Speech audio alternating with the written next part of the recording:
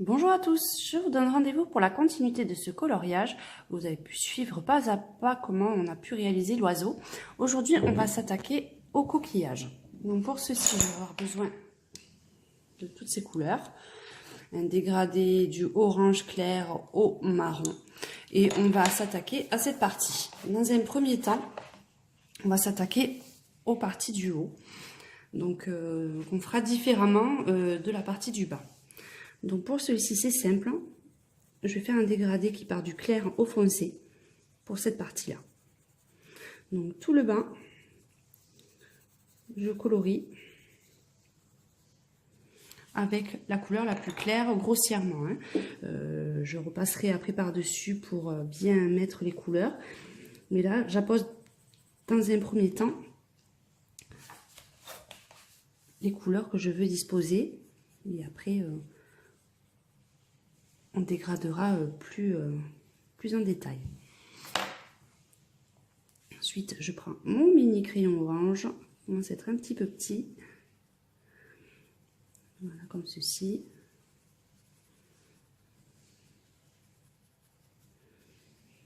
Et enfin, je termine.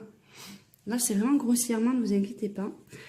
C'est vraiment pour poser les couleurs et puis pour voir un peu le rendu. Et après, on va attaquer la partie où on va bien tout mélanger. Et la partie marron dessus. Donc par contre, là, je reprends mon crayon le plus clair et je passe sur la totalité du dessin. Et c'est cette partie-là où je vais tout mélanger et faire bien mon dégradé.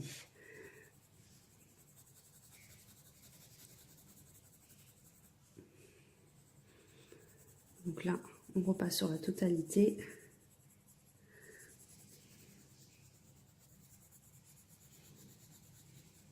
Donc, si vous débordez un petit peu, c'est pas grave. On gomme par la suite, hein, mais c'est vrai que quand on dégrade, souvent on a tendance à déborder un peu plus quand on repasse sur la totalité.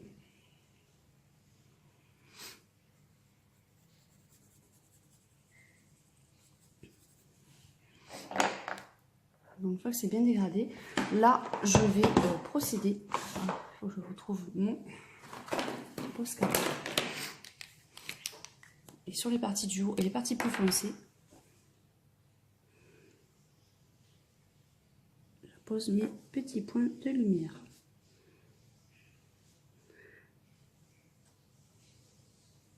Je fais quelques étoiles par-ci par-là.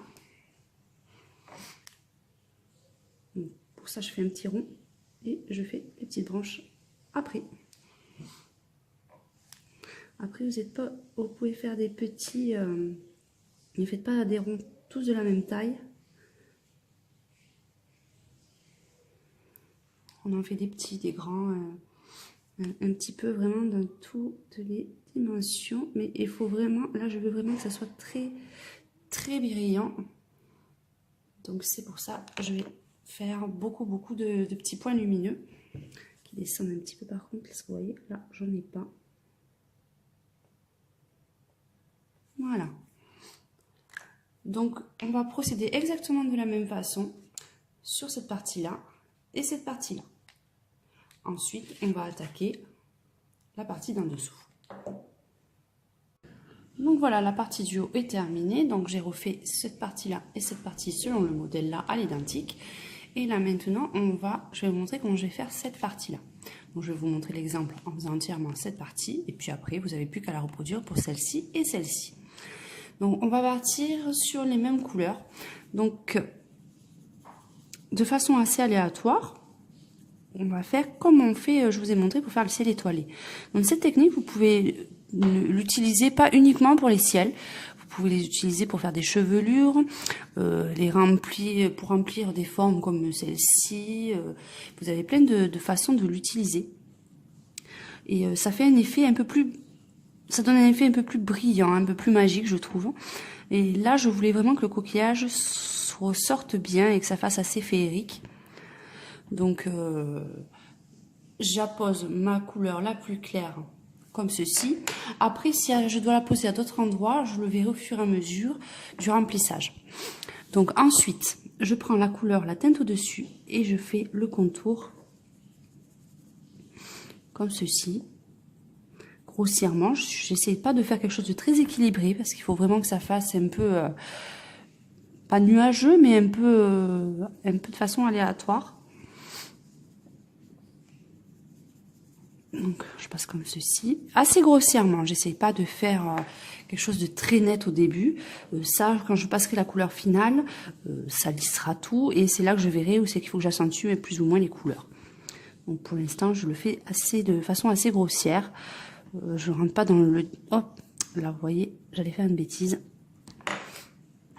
Très net. Donc, vous voyez que vous dérapez. Donc là, j'ai ma gomme électrique. Là, je commence à arriver au bout de la gomme. Donc il faut que je fasse attention. Voilà. Donc si vous cherchez des gommes, je vous conseille la Derwent. Que vous m'avez conseillé d'ailleurs vous-même lors de notre live sur Facebook. Parce que c'est une gomme électrique qui est très précise et elle est super à utiliser. Donc je la conseille si vous cherchez une bonne gomme.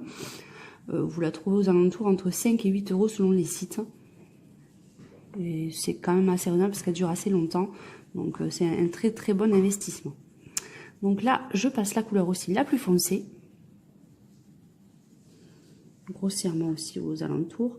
C'est vraiment pour délimiter où je veux passer les couleurs. Hein. C'est pour donner une vue d'ensemble.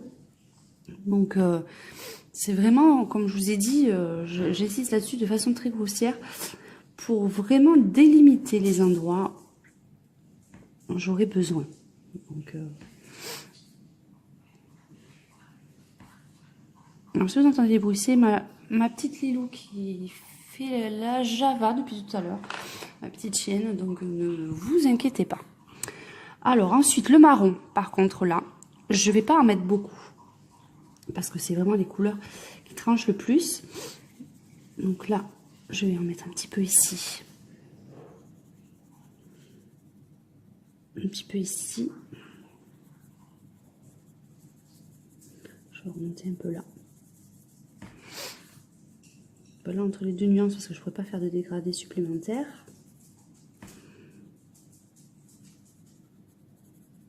Comme ceci. Je peux en mettre un petit peu ici aussi parce que j'ai un peu de marron foncé. Et après, j'en mettrai sur moi un petit peu de cette partie-là.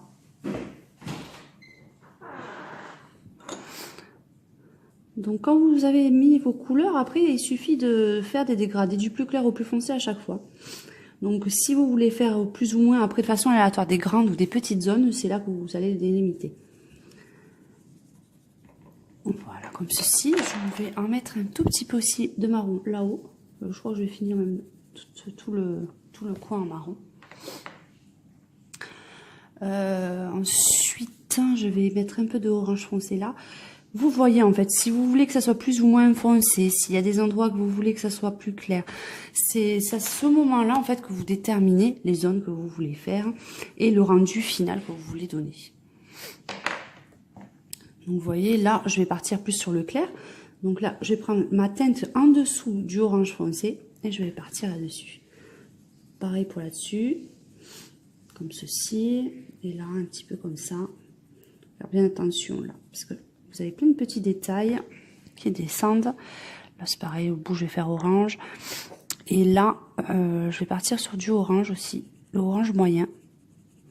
Comme ceci. Et je vais faire le clair vers le haut et je vais foncer vers le bas. Parce que comme la partie du haut est quand même un peu plus foncée, je vais plutôt partir dans ce sens-là.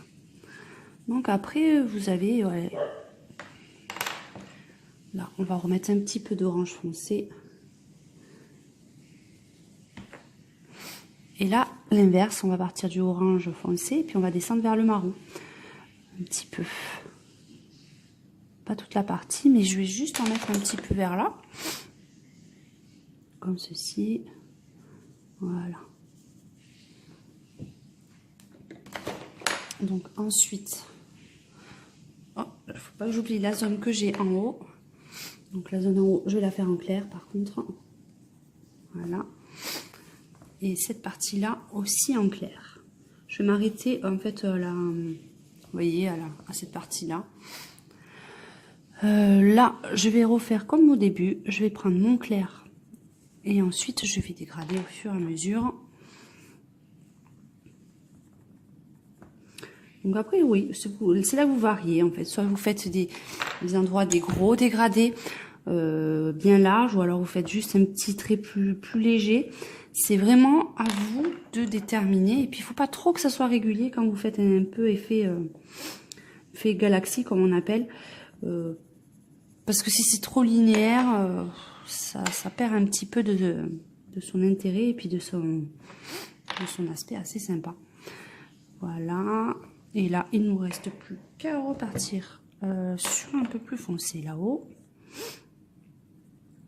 Et je finirai sur une petite pointe de orange foncé. Voilà, ici. Donc, une fois que vous avez apposé vos couleurs, c'est tout simple. Il suffit de prendre votre crayon le plus clair et surtout de bien le tailler. Par contre, il faut que je fasse attention parce que j'ai un taille-crayon Faber-Castell et j'ai beaucoup de mal à l'ouvrir. Et quand vous l'ouvrez mal, en fait, il y a le dévidoir qui s'ouvre. Oui, c'est celui-là. J'ai le dévidoir qui s'ouvre et tout se renverse. Donc ensuite, vous n'avez plus qu'à prendre votre crayon le mieux taillé et vous passez sur l'ensemble du dessin. Donc c'est vraiment une technique que j'apprécie parce que contrairement à l'essence sans odeur, quand vous faites ça, vous gardez la luminosité des couleurs parce que je trouve que l'essence sans odeur a tendance à ternir la couleur. Donc après c'est vrai que c'est pratique pour faire les dégradés, ça fait aussi de très jolis dégradés, mais plus dans les tons de pastel, plus c'est moins vif. Là vous voyez quand vous faites ça, de suite vous voyez la couleur ressort beaucoup plus. Donc c'est un peu plus fastidieux parce qu'il faut bien appuyer, il faut bien passer partout. C'est beaucoup moins rapide que l'estompage à essence sans odeur, mais le résultat final est beaucoup plus gai et beaucoup plus vif. Puis en plus, vous avez plus de brillance. Donc, je trouve que c'est une technique que j'utilise de plus en plus. Et c'est vrai que je l'utilise de plus en plus rarement. L'essence sans odeur. Je m'en sers pratiquement que pour faire les visages ces temps-ci. Parce que je trouve que c'est je préfère l'utiliser pour ça.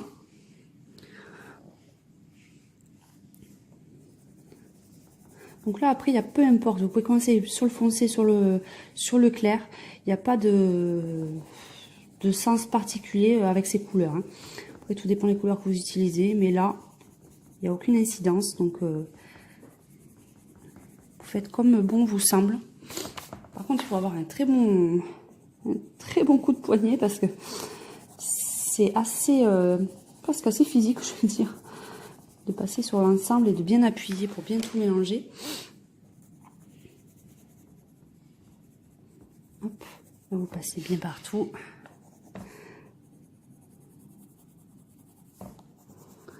Après, il y a des couleurs, je trouve, qui se mélangent plus facilement que d'autres. C'est vrai que les couleurs claires ont tendance à être plus difficiles.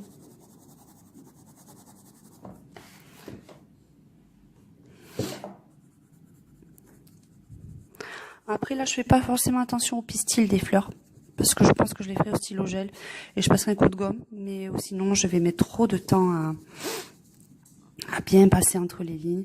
Là je vais passer un petit coup de gomme pour du stylo gel pour faire briller et ça sera le mieux. Je vais faire quand même attention aux pétales parce que là je les ferai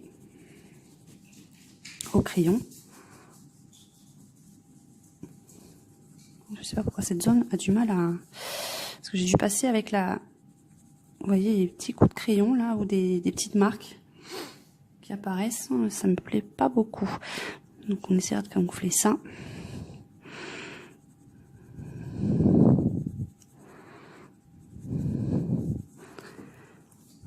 Vous voyez, je commence à avoir des crampes.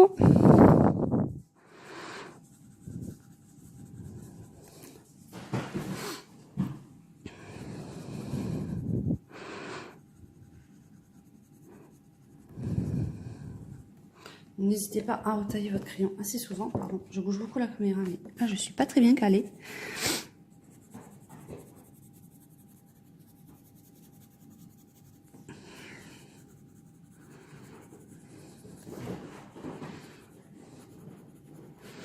Donc là, vous inquiétez pas, hein, j'y vais vraiment grossièrement. Mais je vais passer un petit coup de gomme partout après. Mais là, c'est vrai que c'est le plus simple. Vous voyez, ça m'embête un peu. C'est à certains endroits où les couleurs ont du mal à passer. Je pense que j'ai dû... C'est les marques des précédents coloriages aussi qui apparaissent. Hein. Ça peut arriver. Donc dans ces cas-là, je prends un stylo, le crayon un peu plus foncé. Et je passe sur les zones, ça camoufle un peu plus.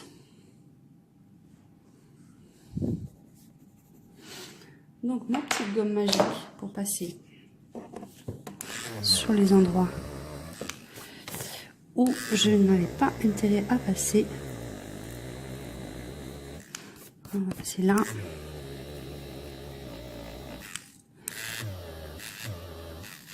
Donc là je vais effacer un petit peu le jaune que je suis passé, mais je repasserai dessus, c'est pas bien grave.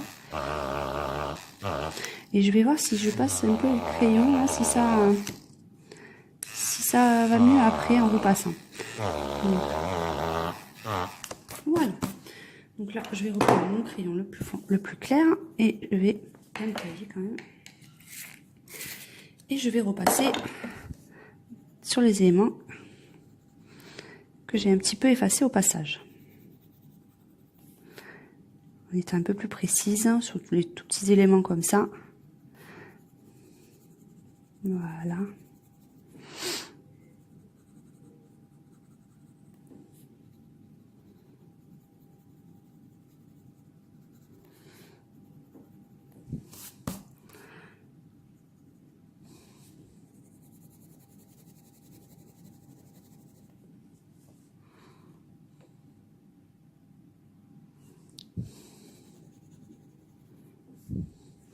Donc je pense pour effacer, je vais passer un petit coup d'essence sans odeur quand même pour effacer certaines traces de crayon. Hein. Alors quand vous avez des traces de précédent coloriage et que vous n'arrivez pas à vous en débarrasser, moi j'utilise l'essence sans odeur. Vous voyez, je vais passer un petit peu là. Ça va lisser. Donc je vais le passer partout où en fait ça m'embête un petit peu, où je trouve que ça fait trop de marques.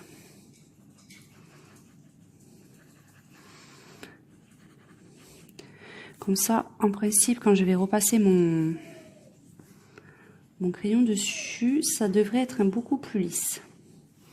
Donc là, il faut attendre quand même un petit peu que ça finisse de sécher. En attendant, je vais bien remettre la gomme et repasser à certains endroits.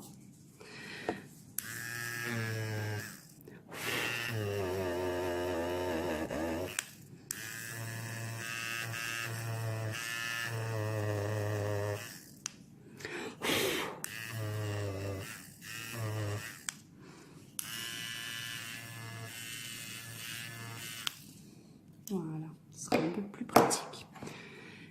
Et là, vous voyez, les traces ont disparu et puis là, vous pouvez passer tranquillement votre crayon après, une fois que c'est sec, dessus et ces traces qui sont pas forcément très jolies ont disparu. Et vous pouvez après tranquillement passer votre crayon. Hein.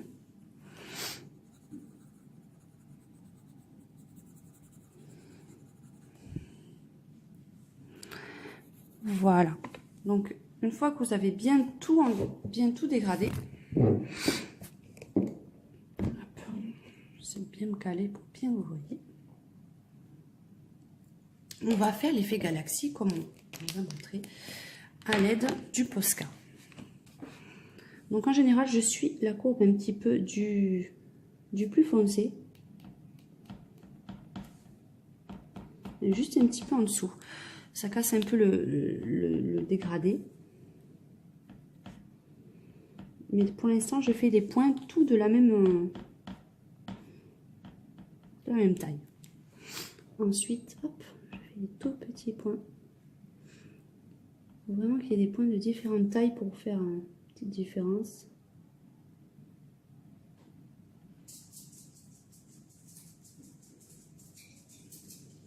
Un petit peu autour.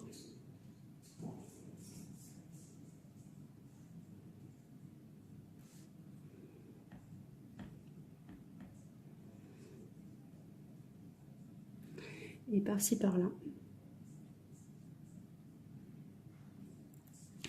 Petites étoiles, donc je fais les petits ronds et après je fais mes branches. On n'en met pas trop non plus, il ne faut pas que ça fasse trop d'étoiles. Et voilà la première partie du coquillage. Donc sur la photo finale, vous verrez le rendu de ce petit coquillage. Et je vous dis à très bientôt pour la suite de ce coloriage.